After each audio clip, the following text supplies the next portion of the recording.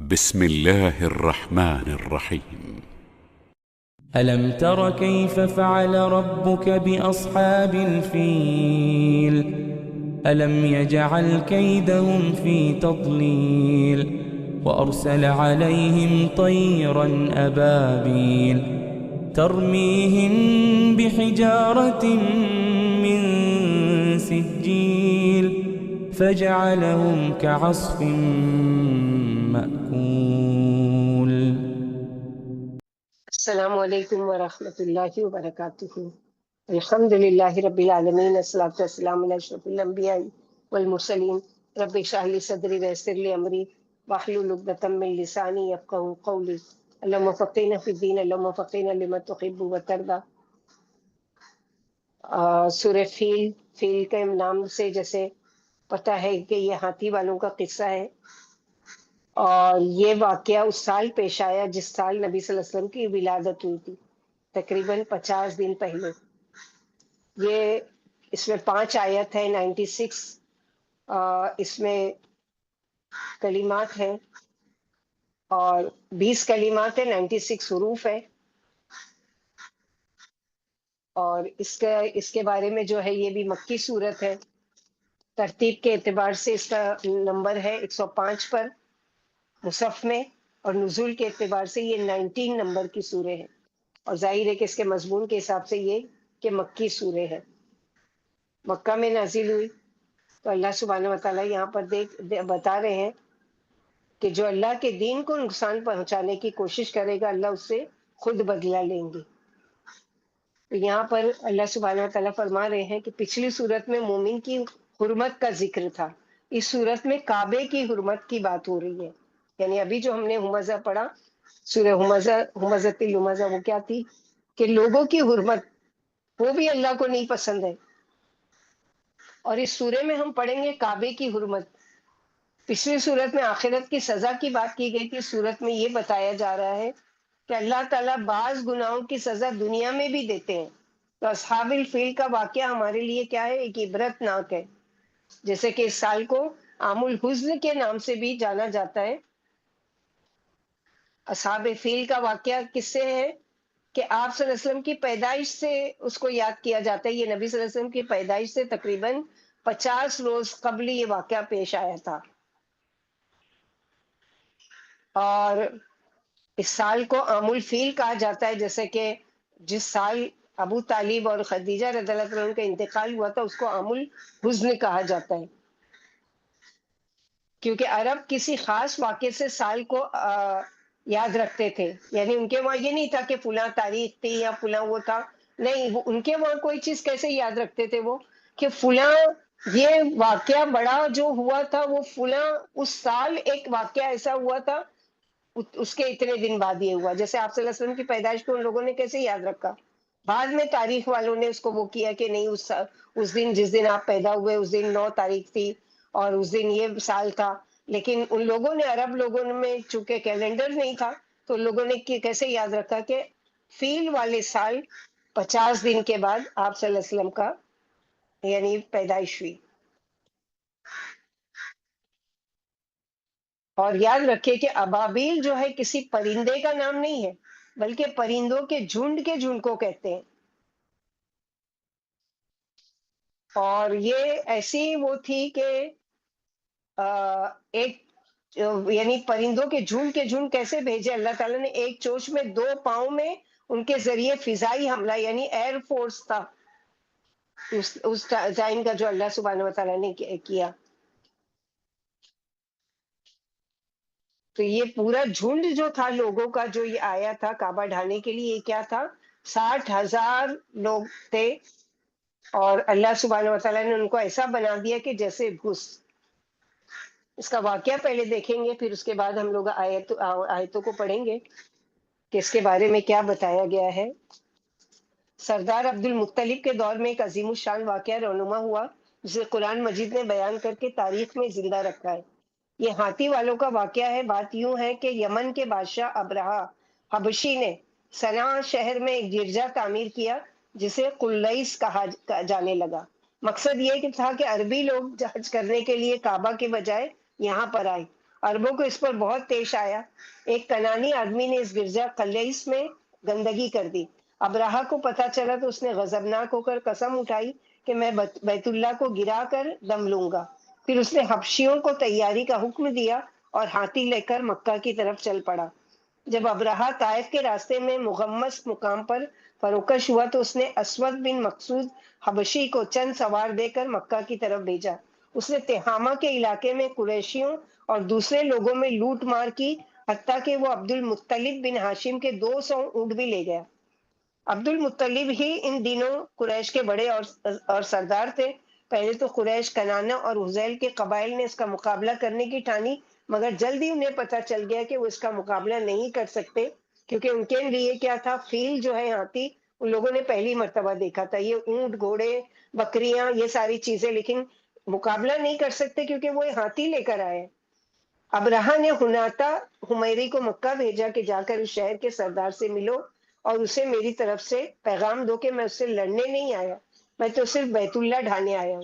اگر تم رکاوٹ نہ بنو تو مجھے خون ریزی کی ضرورت نہیں ہے، یعنی ہم کو کوئی تمہارے اس کے رہنے والوں کے سے غرض نہیں ہے، ہم تو صرف کعبہ ڈھانے آئے، کعبے کو ڈھائیں گے اور واپس چلے جائیں گے۔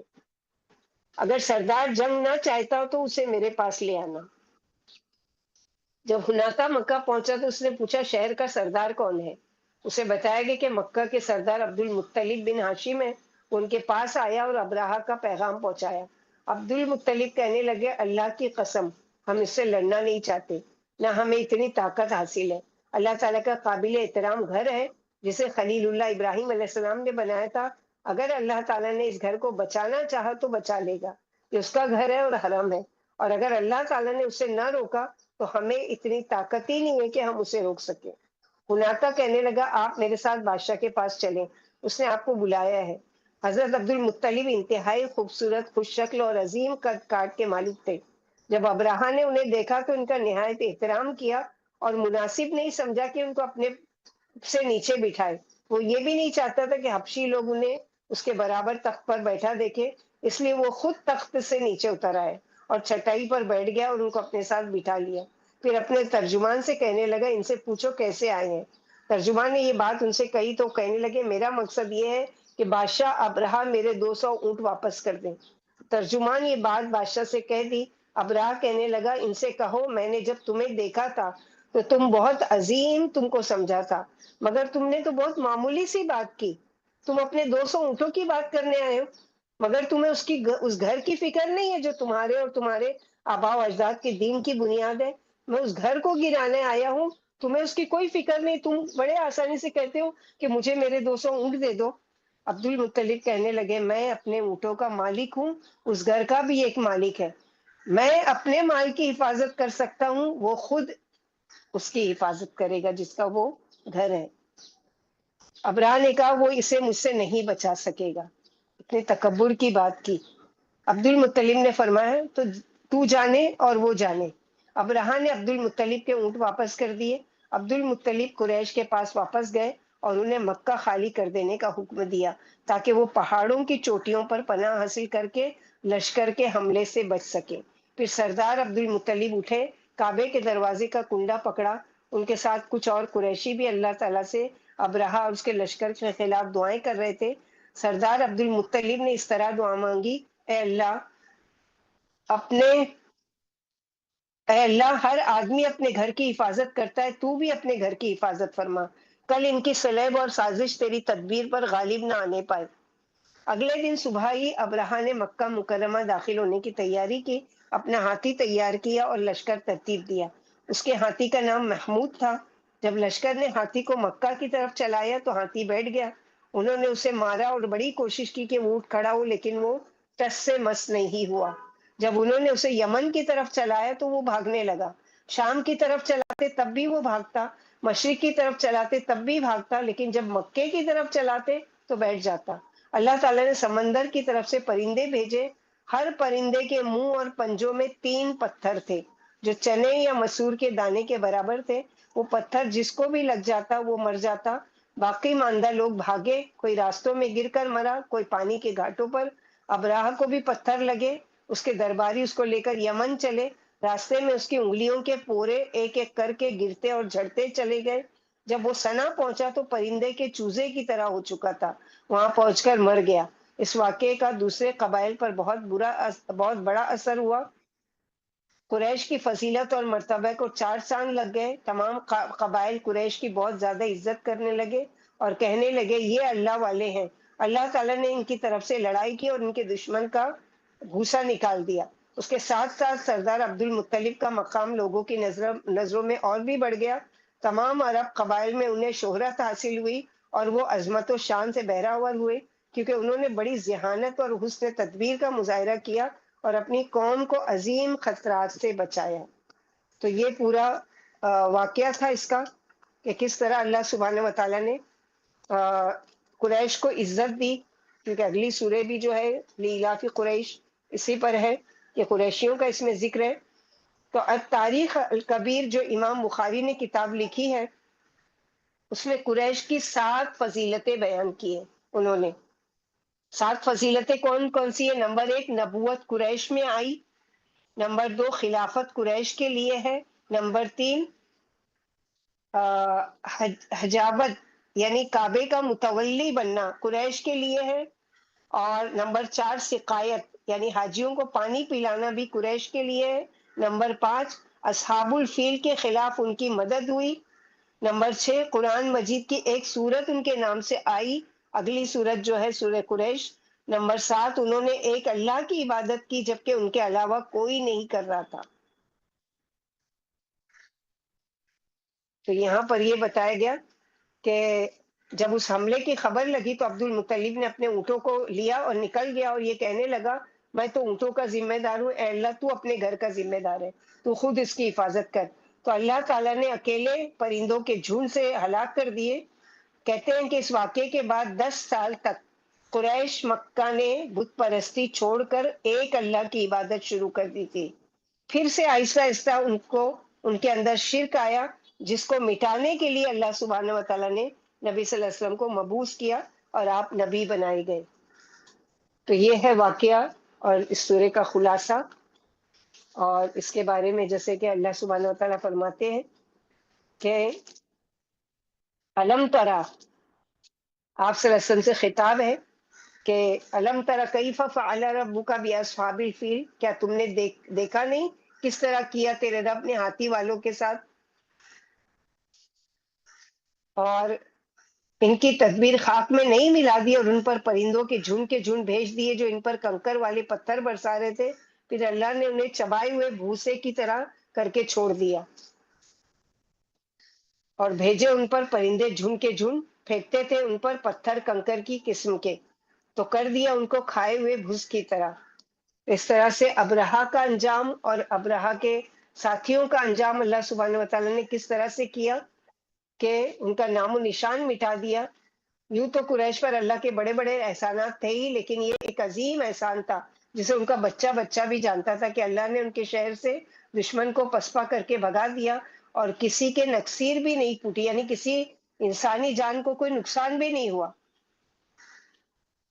یہ تھا ابرہا کا لشکر جو بیت اللہ کو ڈھانے کی نیت سے آیا تھا۔ اللہ نے ان گندوں کو تباہ کر دیا، ان کی ناکیں کٹ گئی، ذلیل ہو کر رہ گئے، کوششیں ان کی رائگاں گئی اور محنت برباد ہوئی۔ یہ عیسائی تھے لیکن اس وقت ان کے دین کی حالت زار قرشی مشرکوں کے قریب تھی، یعنی جیسے قریشی مکی قریشی جو تھے، مکہ کے قریش وہ بتوں کی پوجا کرتے تھے، ویسے ہی یہ عیسائی لوگ کیا ہے، عیسیٰ علیہ السلام کو اللہ کا بیٹا مان کر ان کی عبادت کیا کرتا ہے۔ ان کی شکست خاتم الانبیاء کی آمد کا پیش خیمہ تھی، کیونکہ آپ اسی سال پیدا ہوئے، جیسا کہ مشہور قول ہے، گویا قدرت زبان حال سے پکار کر کہہ رہی تھی کہ اے قریشیوں، ہم نے تمہیں حبشیوں پر اس لیے فتح نہیں دی کہ تم ان سے اچھے ہو، بلکہ ہماری غرض بیت اللہ کی حفاظت ہے، جس کی بزرگی کو ایک امی نبی کی باسط سے 4 چاند لگنے والے ہیں، اور جس کی عظمت و توقیر رحمت للعالمین سے نکھرنے والی ہے۔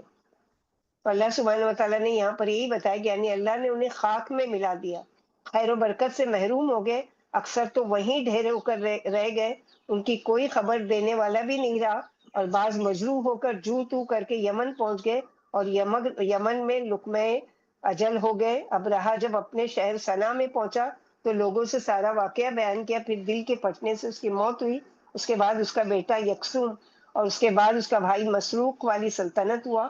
اسی کے زمانے میں سیف بن ذی یزن حمیری نے کسریٰ سے حبشیوں کے خلاف مدد مانگی، اس نے فوجی امداد دی، سیف نے چڑھائی کی، مسروق کو شکست ہوئی اور پھر یمن خمیروں کے قبضے میں آ گیا۔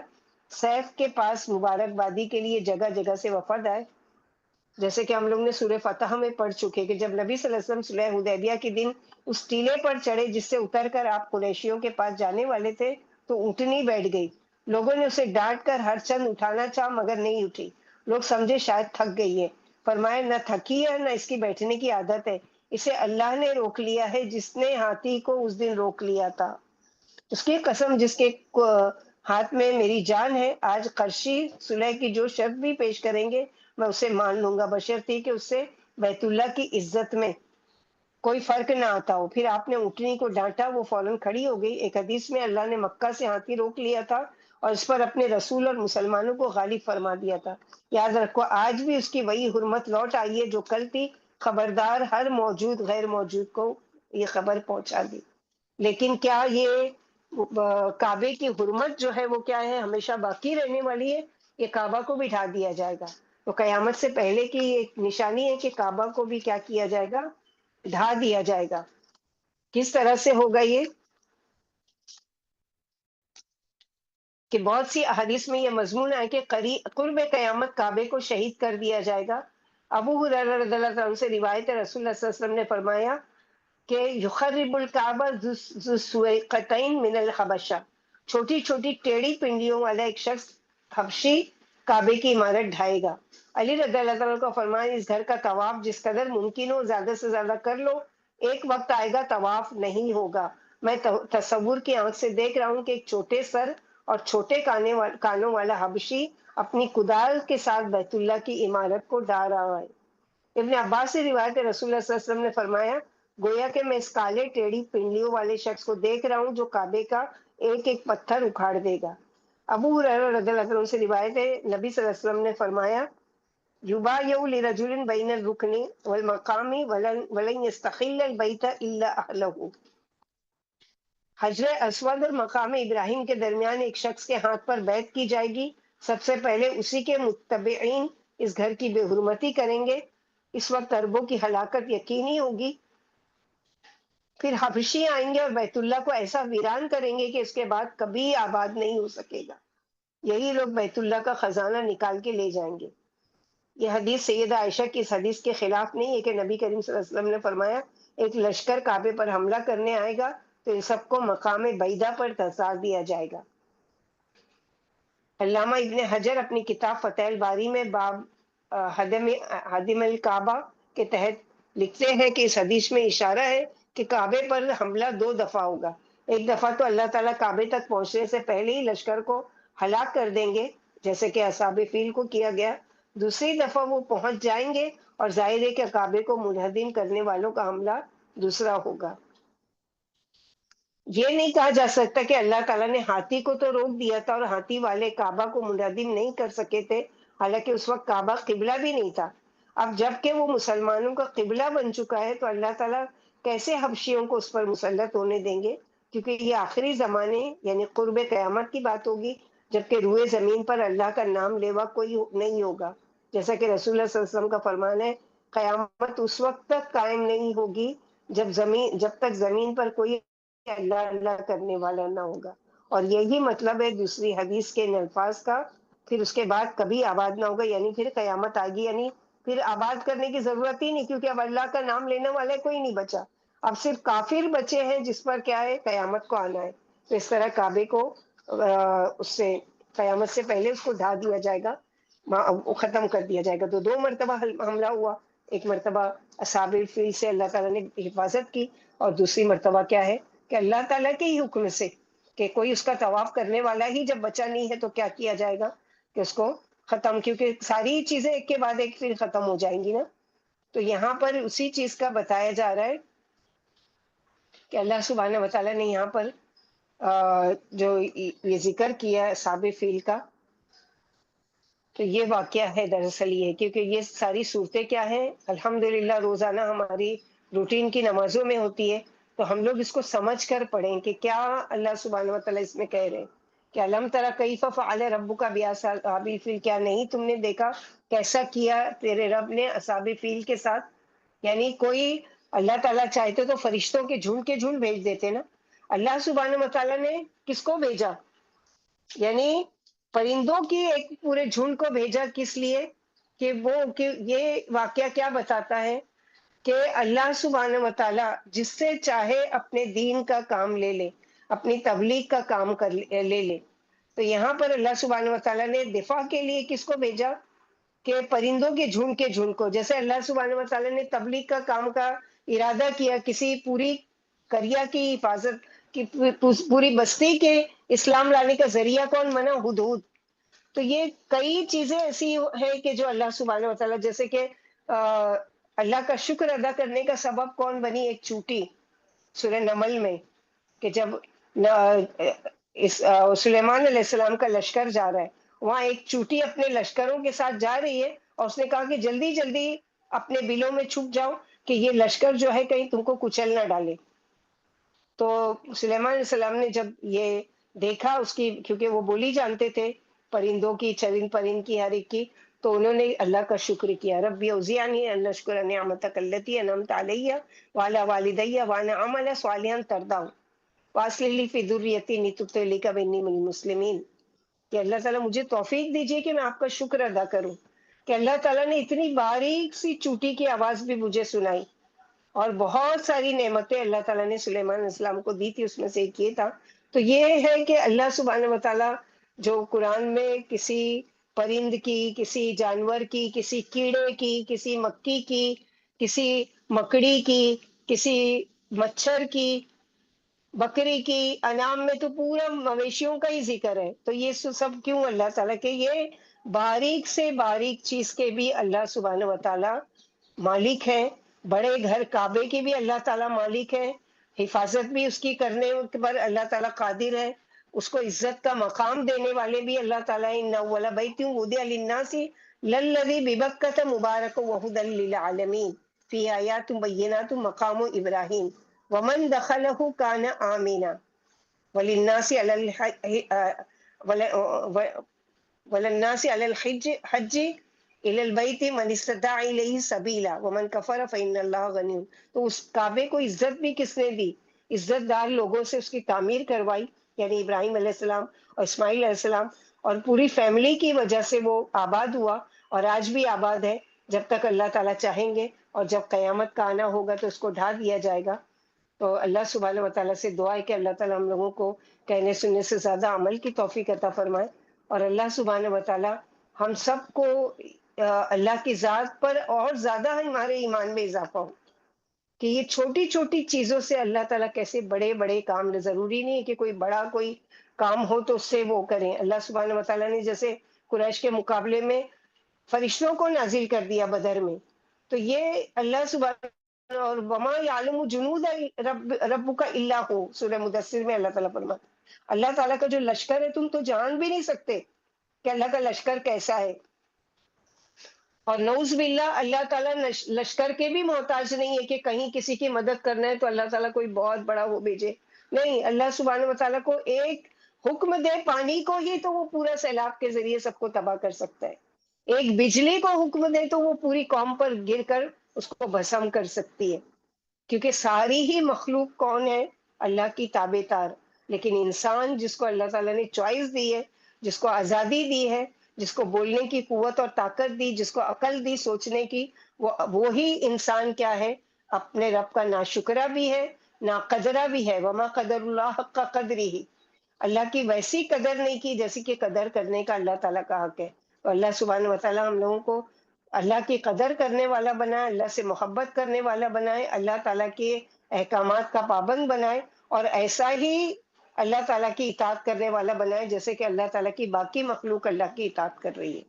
ربنا تقبل منا انك انت السميع العليم وتب علينا انك انت التواب الرحيم. سبحان ربك رب العزة عما يصفون وسلام على المرسلين والحمد لله رب العالمين. سبحانك اللهم وبحمدك اشهد ان لا اله الا انت استغفرك واتوب اليك. السلام علیکم ورحمۃ اللہ وبرکاتہ.